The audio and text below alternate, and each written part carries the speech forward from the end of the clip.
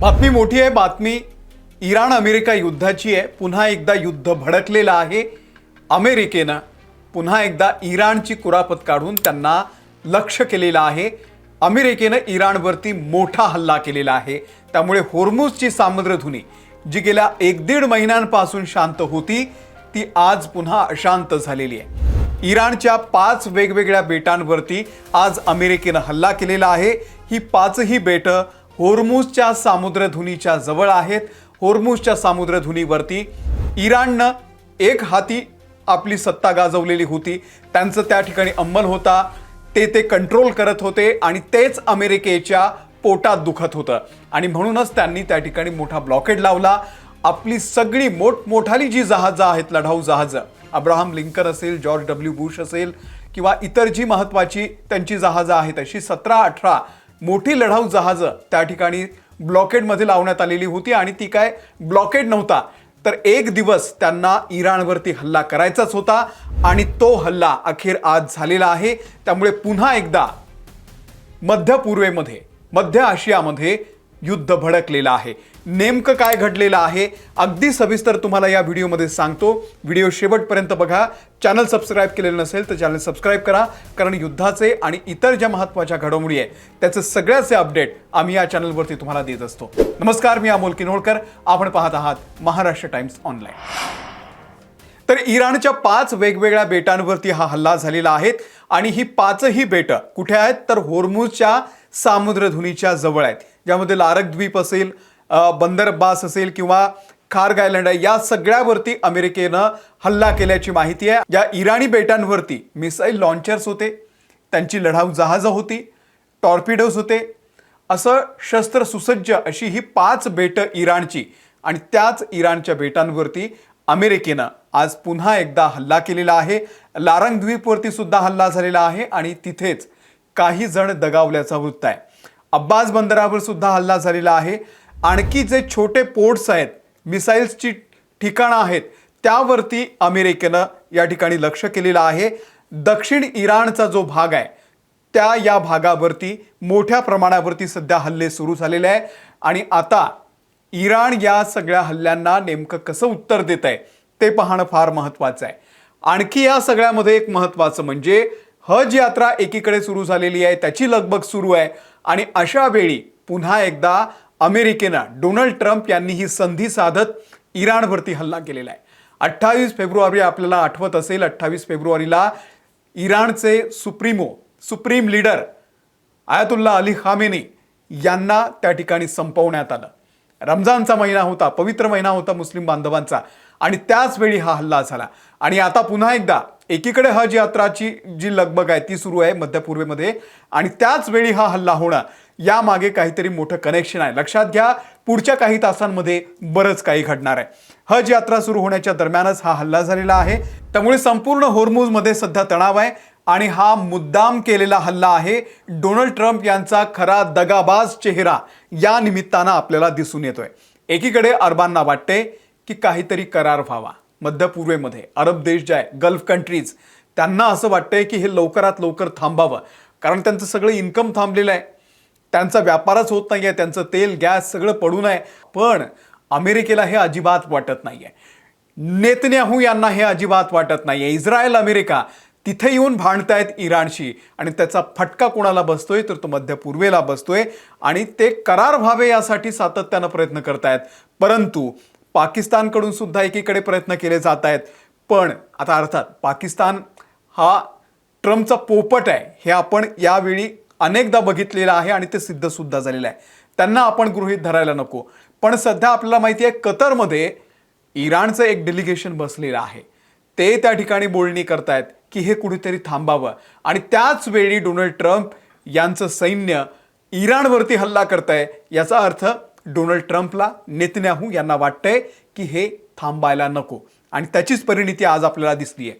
आता अमेरिकेचं जे सेंटकॉम आहे, सेंटर कमांड, त्यांचे प्रवक्ते आहेत टिम हॉकिन्स, यांचं असं म्हणणं आहे की आम्ही आत्मसंरक्षणासाठी हे हल्ले केलेले आहेत। इराणचं सैन्य हल्ले करते आणि त्यांच्यापासून वाचण्यासाठी आम्ही हा मिसाईलचा हल्ला केलेला आहे, असं अमेरिकन सेंट्रल कमांडचं म्हणणं आहे। पण खरं कारण वेगळंच आहे। होर्मुझवरती इराणचा कंट्रोल आहे आणि इराण कोणतंही जहाज जे आहे ते त्यांच्या परवानगीशिवाय सोडत नाही आहे आणि हेच कुठेतरी अमेरिकेला खटकतंय. अमेरिकेचं असं म्हणणं आहे की हा जो होर्मुझची जी सामुद्रधुनी आहे ती पूर्णतः खुली असली पाहिजे, पण इराण म्हणतंय हे आमच्या हद्दीत आहे, इथे टोल वसूल करणं किंवा कोणाला जाऊ द्यायचं कोणाला जाऊ द्यायचं नाही हे आम्ही ठरवणार आणि तेच अमेरिकेला नको आहे आणि त्याचमुळे इराणवरती जो राग आहे तो आज बाहेर निघालेला आहे आणि त्याच फ्रस्ट्रेशनमधून हा हल्ला झालेला आहे हे अगदी स्पष्ट आहे. दुसरं आहे, इराण युरेनियम द्यायला अजिबात तयार नाही आहे, सरेंडर करायला त्यांनी अजिबात नकार दिलेला आहे, स्पष्ट नकार दिलेला आहे आणि त्यामुळे दबाव टाकण्यासाठी आता डोनाल्ड ट्रम्प यांनी हे पाऊल उचललेलं आहे. तिसरं म्हणजे नेतन्याहू यांना इराणला संपवायचं आहे. नेतन्याहू यांची इच्छा आहे की हा जो सीज फायर झालेला आहे, ही जी युद्धबंदी झालेली आहे, शस्त्रसंधी झालेली आहे, ही होता कामा नये. इराणला तोपर्यंत मारायचं जोपर्यंत तो संपत नाही, कारण जर आता इराण संपला नाही तर ते एक मोठी महासत्ता महाशक्ती म्हणून मध्य आशियामध्ये आणि मध्य पूर्वेमध्ये सुद्धा आपलं एक अस्तित्व निर्माण करणार आहे आणि तेच इस्रायलला नकोय, नेतन्याहू यांना नकोय आणि त्यामुळे नेतन्याहू हे सातत्यानं डोनाल्ड ट्रम्प यांना हे या ठिकाणी सांगत असतात की आपण इराणवरती हल्ला केला पाहिजे आणि त्यांच्याच सांगण्यानुसार आता पुन्हा एकदा हा हल्ला सुरू झालेला आहे.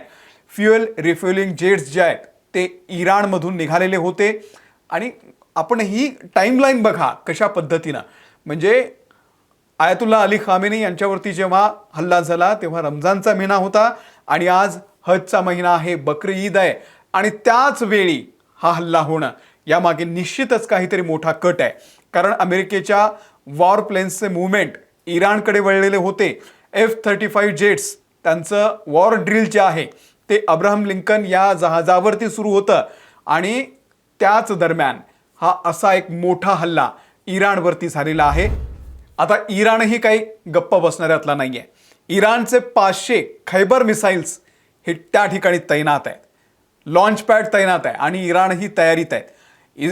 तिकडे दुसरीकडे इस्रायलच्या बेन गोरियन एअरपोर्टवरती फायटर जेट्स तयार आहेत. ट्रम्प यांनी सुद्धा इशारा दिलेला आहे की आम्ही आता इराणवरती पूर्णतः नियंत्रण मिळवल्याशिवाय हे युद्ध थांबणार नाही. त्यांना युरेनियम हवं आहे आणि ज्या कारणासाठी हे युद्ध सुरू झालं होतं ते कारण राहिलं बाजूला, आता त्यांना होर्मुझ हवं आहे. म्हणजे डोनाल्ड ट्रम्प यांनी सुरू कशासाठी केलं होतं आणि त्यांना संपवायचं कशासाठी याचा काहीच ताळमेळ नाही आहे. इराणचं एक डेलिगेशन मी मगाशी सांगितलं तसं की या चर्चेसाठी हा संघर्ष थांबावा, काहीतरी डील व्हावी यासाठी कतरमध्ये बसलेला असताना अशा वेळी ट्रम्प यांनी हा हल्ला केलेला आहे. डीलच्या नावावरती हा धोका इराणसोबत झालेला आहे. IRGCचे जे चीफ आहेत अहमद वाहिदी यांनी सांगितलेलं होतं 2 दिवसांपूर्वीच की जर आमच्यावरती हल्ला झाला तर आम्ही उत्तर द्यायला तयार आहोत आणि त्या दृष्टीनं आता इराणकडून नेमकं काय उत्तर मिळतंय ते पाहणं फार महत्त्वाचं आहे. संपूर्ण मिडल ईस्टमध्ये जी चूक गेल्या वेळी झालेली होती, इराणनं हल्ला केला आणि त्याच्यानंतर मिडल ईस्टमध्ये मोठं नुकसान झालं, ते यावेळी होऊ नये यासाठी 1-1.5 महिन्याचा जो गॅप घेतलेला होता त्या काळामध्ये शस्त्रसज्ज झालेला आहे मिडल ईस्ट सुद्धा.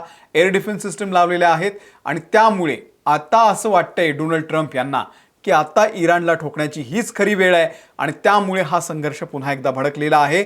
ब्लॉकेडच्या नावाखाली अमेरिकेनं आपली सगळी लढाऊ जहाजं होर्मुझमध्ये आणून ठेवलेली होती आणि आता पुन्हा एकदा होर्मुझची सामुद्रधुनी जी आहे ती अशांत झालेली आहे आणि पुढच्या काही तासांमध्ये इराणकडून सुद्धा मोठा हल्ला होण्याची शक्यता आहे आणि त्यामुळे पुन्हा एकदा जी सप्लाय चेन आहे, गेल्या 3 महिन्यांपासून जी सप्लाय चेन या ठिकाणी डिस्टर्ब झालेली आहे, तुटलेली आहे, ती आणखी ती परिस्थिती आपल्या हाताबाहेर जाणार आहे. भारतामध्ये आजच पेट्रोल डिझेलची काय अवस्था आहे, गॅसची काय अवस्था आहे, आपल्या सगळ्यांवरती किती निर्बंध आलेले आहेत, महागाई किती वाढलेली आहे आणि हा संघर्ष आता जर पुन्हा सुरू झाला तो कधी संपणार कोणालाही माहिती नाही आणि याचे परिणाम तुम्हाला आणि आम्हाला भोगावे लागणार आहेत. लक्षात घ्या. तुम्हाला या सगळ्याबद्दल नेमकं काय वाटतंय कमेंट करून नक्की सांगा. या व्हिडिओमध्ये इथेच थांबतोय. धन्यवाद.